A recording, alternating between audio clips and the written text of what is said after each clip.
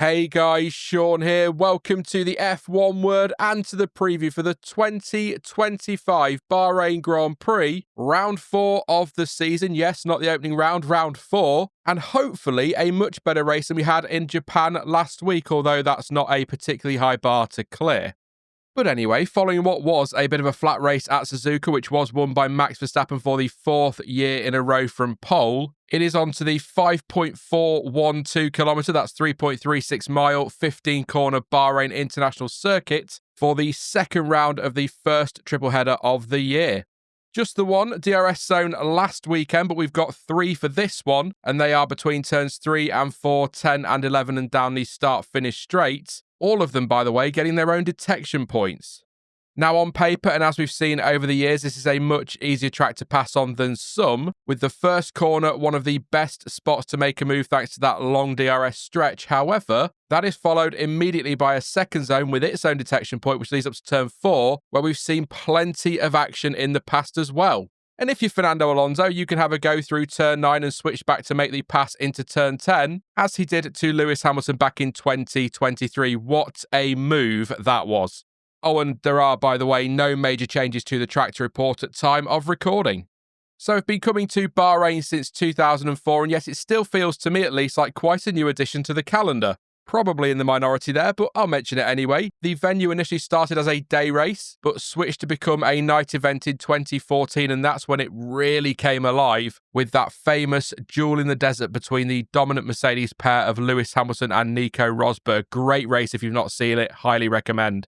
It is also worth a mention that we've raced at this venue using 3 different layouts with the current configuration used most years, but we got to endure the endurance layout in 2010, something Sam will talk a bit more about in tomorrow's short, and enjoy the outer loop in 2020 for the Sakhir Grand Prix, which was a lot of fun, but I think the current configuration is the best and gives us some really good racing too.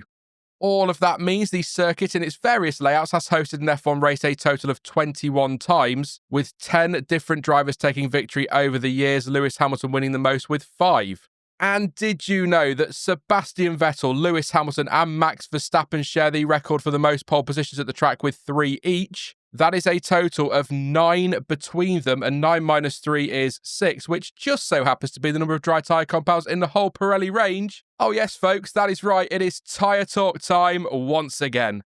The compounds available for this one then are, as tends to be the case in Bahrain, the hardest in the range, and so they are the hard C1, the medium C2 and the soft C3. So for the second weekend in a row, it is the hardest selection, but this is a very different track to Suzuka. For one, again, it's easier on paper to pass on, but it will also be much warmer than it was last weekend, with at least a 10-degree difference between last Sunday and this Sunday currently expected. It is, though, still considered to be one of the toughest on the calendar for the tyres, especially when it comes to the track surface, which is still very abrasive. That said, it does offer up some very good grip, and Pirelli says that wear and graining isn't usually a major limiting factor, but thermal degradation, especially across the rear axle, has a significant impact on tyre performance. There are also a couple of things worth remembering which could impact strategy and running across the weekend. Firstly, sand has a habit of getting blown onto the track, and that can cause teams some issues. And the other thing is there is only one fully representative practice session, FP2 being the only one run around the same time of the evening as qualifying and the race. But that shouldn't concern teams too much because they have got a lot of data for this track, given that we test here now, of course. Last year, race winner Max Verstappen pitted twice with stops on laps 17 and 37, having started on the softs before changing to hards and then moving back to another set of softs. In fact, 2 stops was undeniably the way to go, with every single driver pitting at least twice, 3 drivers pitting 3 times. I would expect to see a multi-stop race on Sunday based on what we've seen at the track over the years, but a lot of people, including me, expect at least 2 stops at Suzuka last time out, but only Lance Stroll tried that and it, well, didn't work out too well. Hopefully, given everything I've mentioned, it'll be different in Bahrain and we see a good mix of strategy, but if it ends up being another borderline 1-stopper, we can probably expect another race of tyre management. Again, though, that is much tougher to pull off here than in Japan. Yes, okay, we saw some rain in testing, but it's unlikely we'll see any this weekend. But that doesn't mean the weather won't have some sort of impact because, as already mentioned, the heat is likely to put the tyres through their paces. Another big factor in strategy could be safety cars, and 8 races at the circuit have featured at least one full safety car period over the years.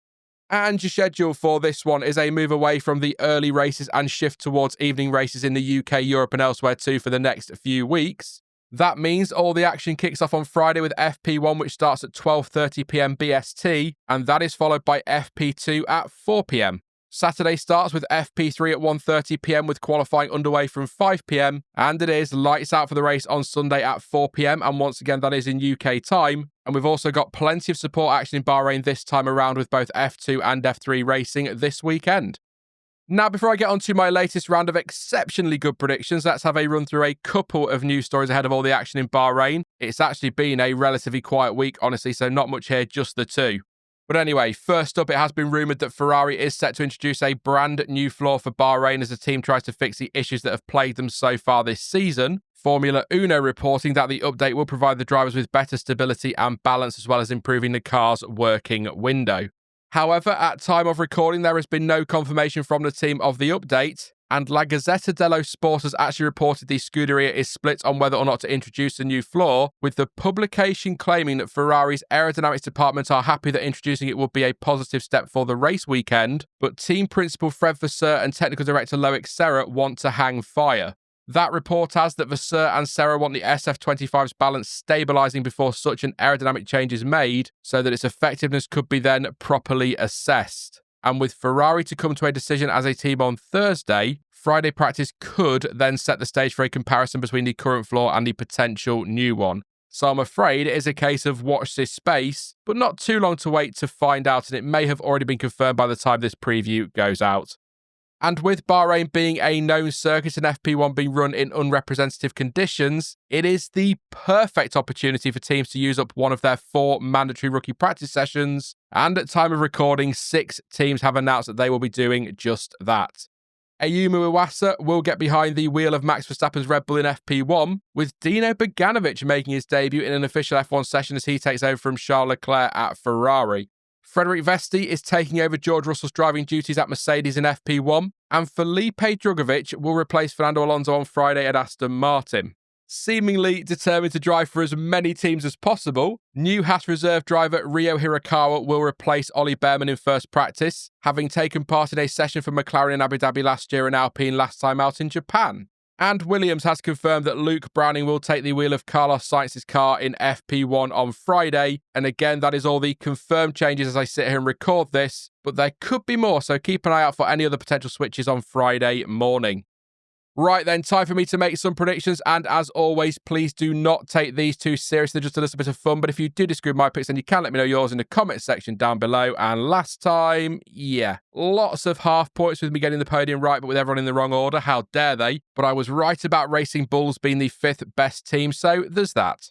This week, surely McLaren go into this one as the favourites again. The car should be well suited to the layout, and they do, all things being equal, have the fastest car at the moment. That said, as we saw in Japan, you can simply never rule Max Verstappen out, and he will be a big threat this time around again, I'm sure. There has been a lot of talk of late about how tough it is to overtake in F1 right now, and we've seen that play out so far this season, haven't we? And with Fred Vasseur saying F1 risks becoming a qualifying championship, we could be set to see another weekend where the pole sitter takes the win. Then again, as I've mentioned at least twice in this video, overtaking is very possible around the Bahrain International Circuit, and so that is far from a certainty. I think it is likely going to be a battle between the two McLarens and Max Verstappen, with Mercedes and Ferrari fighting to be the next best team behind those, and I hope Yuki Tsunoda can be more in the mix too. But as may well start to become as predictable as my predictions during Max's dominance in 2023, I am going all in on McLaren for this weekend, sort of, more or less. And given his pace in Suzuka, I'm going with Oscar Piastri for pole and the win, with Max Verstappen, maybe thanks to some smart strategy or, McLaren prattling about with their papaya rules, taking P2 and Lando Norris P3. I'll go with Mercedes as the 3rd best finishing team on Sunday, changing up from picking the 5th best, with, for what it's worth, Russell setting the fastest lap of the race. In terms of some completely separate, bolder picks, I'll go with points for Ollie Behrman, a top 7 finish for Yuki Tsunoda, and let's be positive again in this preview for Yuki and say that he does manage to outqualify both of the Racing Bulls. Might be tough given he's still trying to get to grips with that car, but let's see what happens. I'm determined somebody's going to get it right in that car, that's for sure. And let's say we get a good mix of strategy and maybe a safety car or two, and that helps Nico Hulkenberg nick a point for Sauber. Bold indeed. That is it then for the Bahrain Grand Prix preview, but don't forget you can let me know your thoughts and your predictions ahead of the weekend in the comments section down below. And for the latest news, analysis and reaction from the world of Formula 1, head on over to planetf1.com. Now, Sam will be with you tomorrow for the short about the endurance layout I mentioned earlier, and I will be live on Saturday with the qualifying watch-along and live again on Sunday with the race watch-along. But in the meantime, if you did enjoy this one, then please do leave a like, as it really does help the channel in its never-ending battle with the YouTube algorithm, and consider subscribing too so you don't miss any future videos or streams. But as ever, thank you for watching. I've been Sean, this has been the F1 Word, and until next time, goodbye.